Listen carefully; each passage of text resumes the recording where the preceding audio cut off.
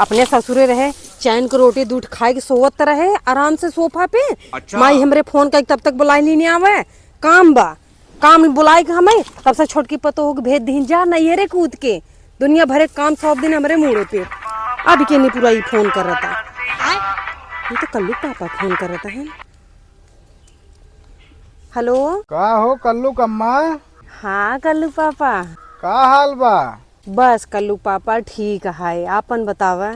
हमारे हाल चाल ठीक है कल्लू कम्मा। कहाँ हाउ? अरे कल्लू पापा हम बैठे है सोफा पे हाथ गोड़ धोए के।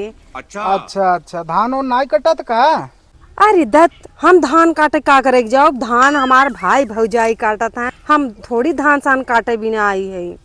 अच्छा, तो का खरखरात कल्लू माई? का खरखराता?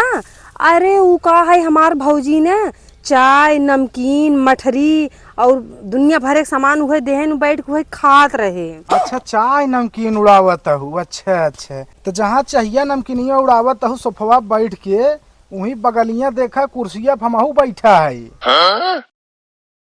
अरे बैठ के ना खड़ी हो देखा, खड़ी हो के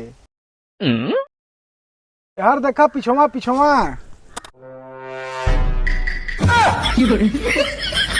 यहाँ सोफा बैठ के चाय नमकीन उड़ावत हूँ।